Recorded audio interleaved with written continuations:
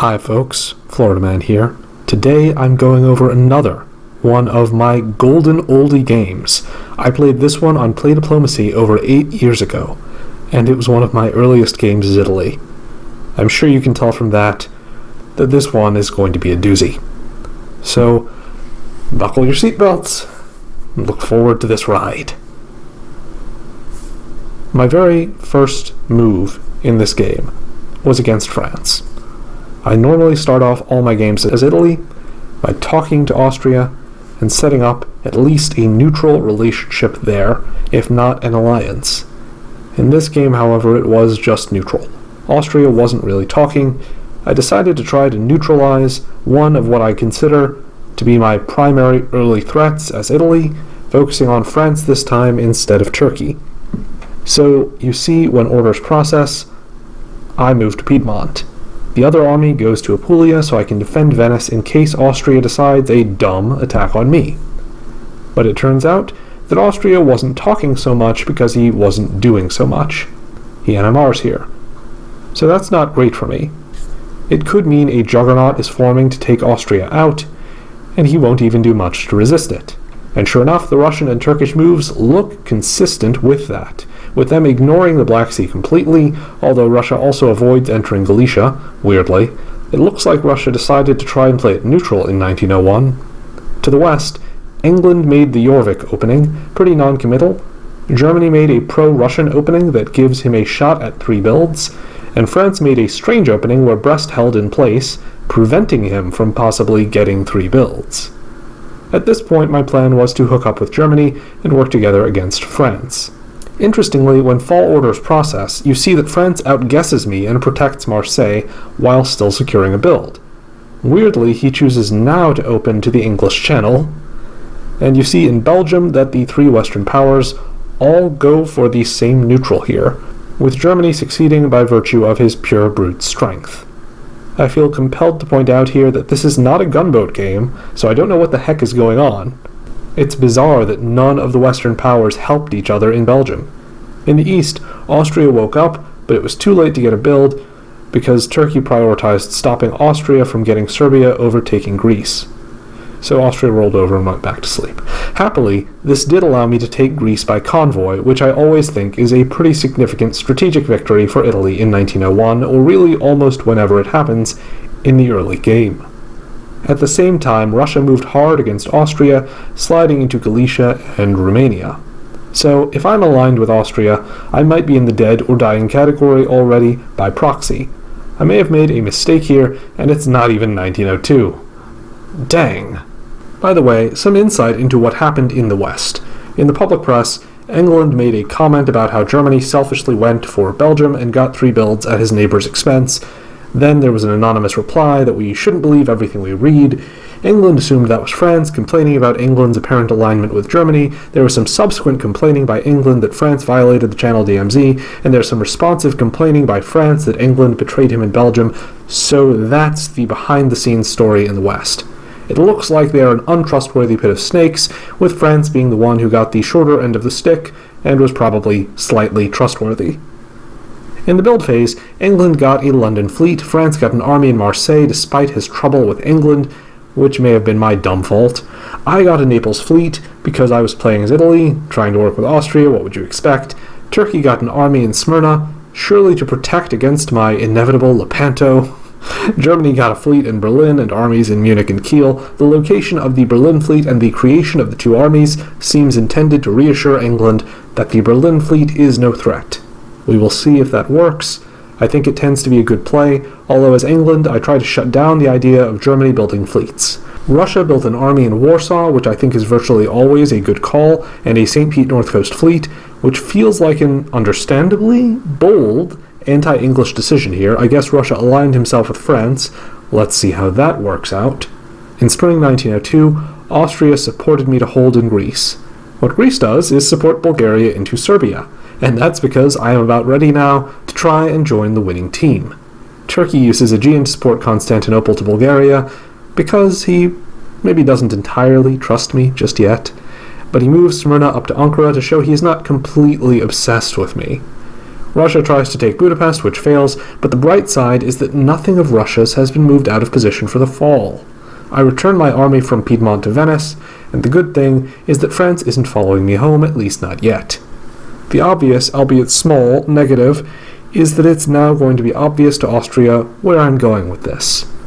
The good thing is that I take Tunis this season and backfill Ionian with the new fleet I've mentioned. I should be able to get another army this fall if nothing strange happens like a stab into Greece. In the west, England moved into the Channel and took Sweden with German support. France was losing ground, and the Anglo-German alliance appeared solidified. Contrary to my expectations, Russia didn't come up to help France at all. That decision didn't reward him, since he still lost Sweden this turn. But the retreat phase found Sweden in Baltic Sea, prepared to lead the retaliation against Germany, while the French Channel Fleet moved to the mid-Atlantic Ocean. In fall, Austria and I had the shared frustration of each trying to move into Trieste and finding our way blocked. Surprisingly, despite this shared cause for annoyance, it did not bring our relationship closer. At the same time, something rather strange happened. Turkey turned on Russia, supporting Austria into Romania with 2 units. There was no particular benefit to me in this, but at least Turkey wasn't attacking me. He actually paired the stab on Russia with a move out of Aegean Sea into Khan. So now I'm attacking Austria, Austria and Turkey are attacking Russia, and Russia is besieged on both northern and southern fronts.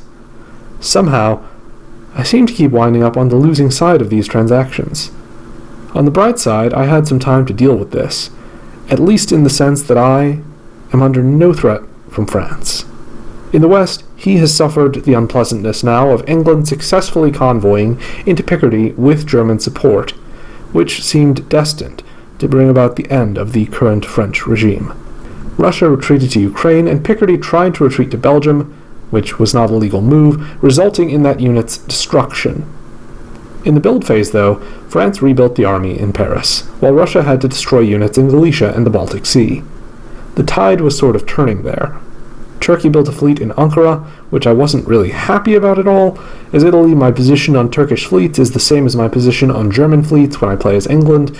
I'd rather that they didn't exist, so certainly don't build more of them. I built my own fleet in Naples, while Austria built an army in Vienna. England got a new fleet in Liverpool, ready to move in further on France. It felt like the world was getting smaller, in an unpleasant way. France would be only a temporary meat shield. Turkey would gradually come alongside Austria to attack me, and England would not be far behind, competing for my centers.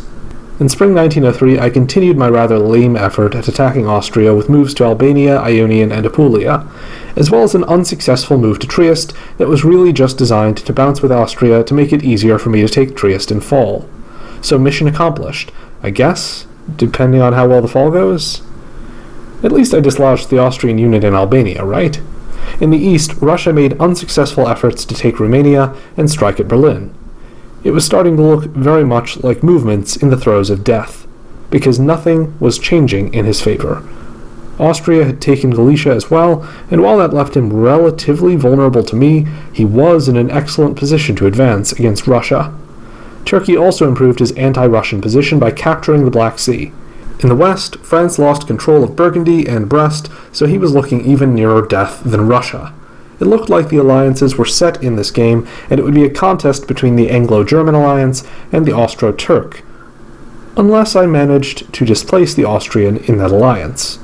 Either way, it seemed certain that we were behind the English and Germans in terms of actual progress. In the retreats, Austria went into Adriatic Sea, while France fell back into Gascony.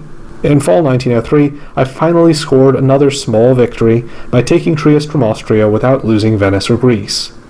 More important than the capture itself, Turkey supported me in. Thank goodness, it felt like forever, since anything that was good for me in strategic terms happened. Now it seems it's confirmed whose side Turkey is on. So if I can just kill Austria off here, Turkey and I will link up and combine forces against the Westerners by 1905. At the same time that I was scoring a small triumph against Austria with Turkey's help, he was successful in supporting Turkey into Sevastopol. It felt like a very slow conquest of Russia, mainly inhibited by Austria being distracted by me. To the west, England held on to Brest and continued to protect his hold over Scandinavia, while the moves of the other powers bounced. In the build phase, England got another Liverpool fleet, indicating there'd be more attacks on France.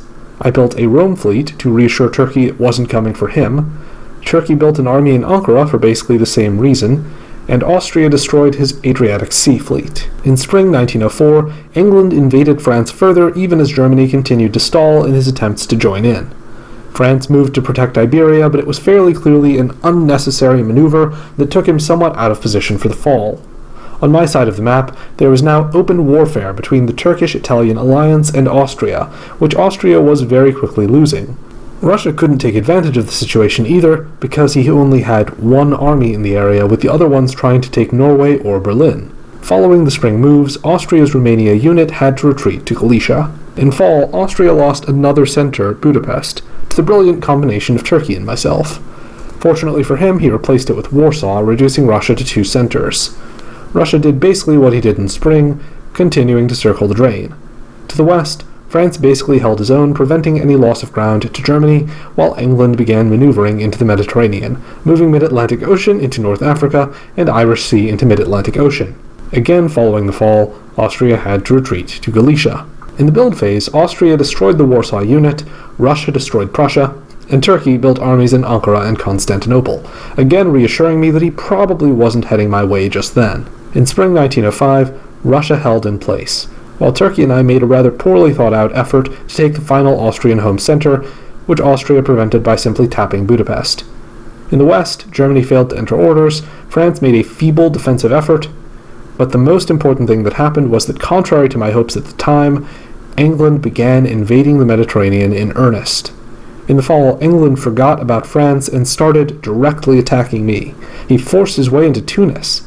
He also supported himself into St. Petersburg in the north, so now he straddled the stalemate line in 2 critical regions.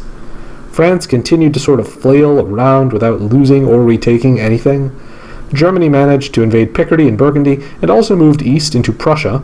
At the same time, Turkey made the same basic failed anti-Austrian moves, so the Anglo-German alliance continued moving east, while Turkey and I stagnated. In the retreats, my Tunis unit pulled back into Tyrrhenian Sea, Russia's St. Pete fleet went into Barents Sea, and France retreated Picardy into Brest, allowing him to recapture a center by being pushed back into it, where all his deliberate efforts had failed. In the builds, Russia destroyed the Barents Sea fleet, Turkey built a fleet in Smyrna, I destroyed my unit in Greece, Austria finally destroyed that cursed unit in Galicia, France built an army in Paris, and England built a fleet in London. In spring 1906, Turkey failed to enter orders, Austria and Russia held their single units in place, but England and Germany marched inexorably forward despite my and France's resistance. This season, England took Marseille, and Germany advanced into Silesia. In the fall, France continued to survive mainly because of the indifference of his neighbors toward him. Germany and England were mostly focused on poor Italy now, for reasons I couldn't possibly have guessed, except their cruel desire to pursue victory at my expense. The only bright spot was that Russia finally died this season, enhancing my and Turkey's defensive barrier.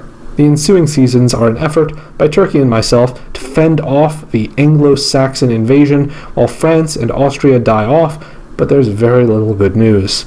I'm gradually losing ground despite my and Turkey's best efforts with no end in sight. In spring 1909, I tried to propose a 4-power draw, including all of the surviving players, but the Western powers weren't biting, and we barely held our ground.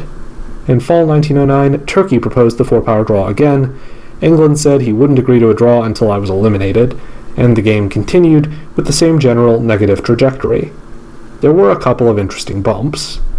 In fall 1910, Germany surrendered and was replaced. This was ultimately of no real consequence to the direction of the game. Then, in fall 1911, Germany proposed a 2-power draw between himself and England. Still, the game continued on, and on, and on, and on, and on, and on, back and forth until long after I should have lost interest in it, especially since, by the time it began to wind down, I was dead. On the other hand, at that point I hadn't been dead that long, so Austria and I took turns back and forth in the public press, urging Turkey to hold out for a draw that would include him.